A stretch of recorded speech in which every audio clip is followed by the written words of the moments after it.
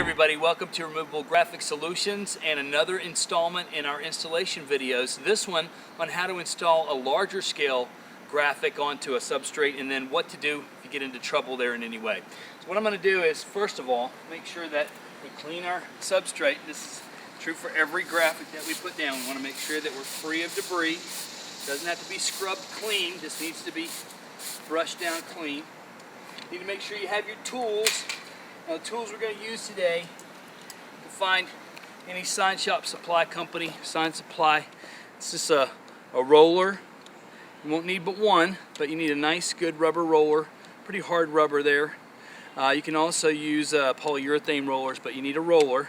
And you may, if you can't get a roller, a squeegee will work, and this is one of those dollar plastic squeegees that you get. Probably available at Home Depot, but at all sign supply places. And some kind of a blade, an X-Acto knife or an artist blade will work. Alright? We've got our surface to put the graphic down on. We've got our graphic, and I've already unrolled this thing and got most of the, whatever creases are, so that it's not going to curl up on me while I'm trying to put it down. The way that I like to do these things, and again, it takes time just to practice up for you maybe to find your own zone. There is a little bit of a technique, and what you want to do is peel back your backing from a little bit across one end or the other. So we're not going to take the whole backing off, we're just going to merely peel it back a little bit all the way across one edge.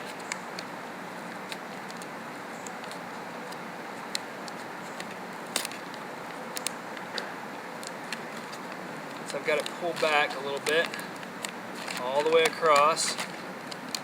Once again, you can see the back of our product it's aluminum, so it's going to be recyclable.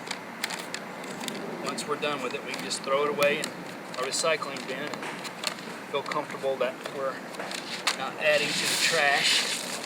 All right. You take that end that you pulled back, and that's where we're going to start. I've got my backing pulled back, and I'm going to go ahead and pull taut the graphic. Make sure it's lined up wherever I'm going to line it up. In my case, I'm going to line it up right here. And then I'm going to work that edge down so it's down.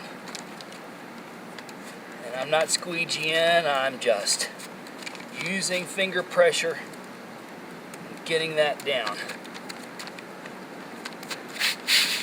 Now I can stand back and say, okay, is that lined up?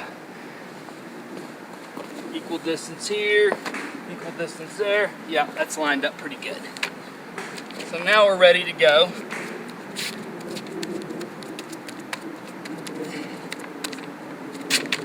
And I'm going to lift the graphic up, and I'm going to start pulling back my backing underneath. Camera guy, you may want to make a journey around here. Pulling my backing back a little bit at a time. I'm not going to take all the backing off. Just a little bit here, a couple of inches, maybe 3. And again, I'm going to start working the pressure down towards me, towards where the backing is coming off. See how that's going down? No air bubbles here. It's coming off, going down pretty easy. Pulling that backing off, getting a nice even adherence to my substrate.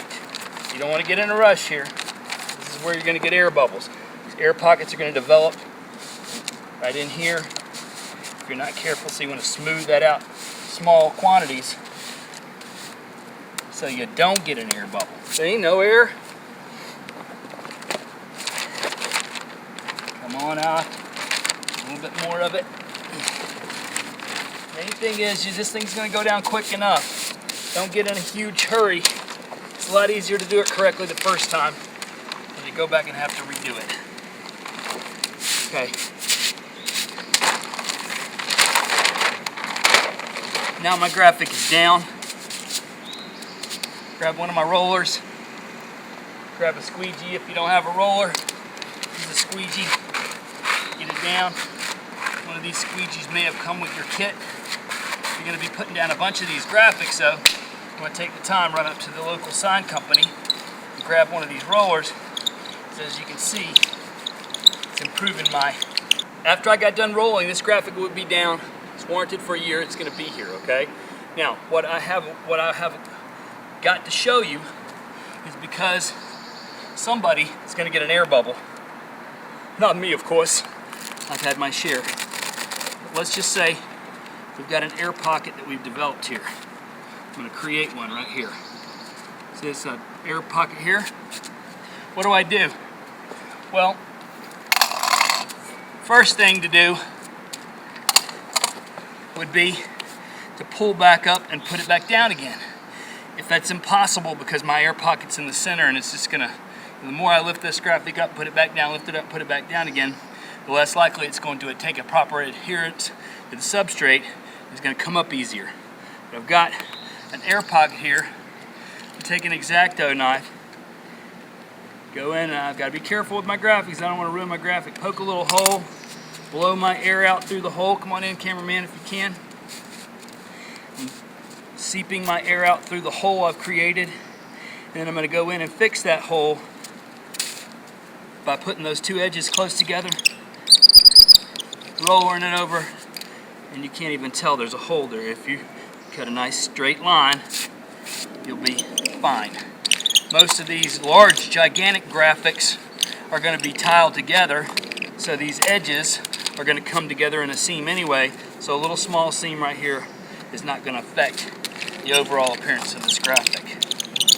So that's how you put down a large graphic. Roller it good, squeegee it good.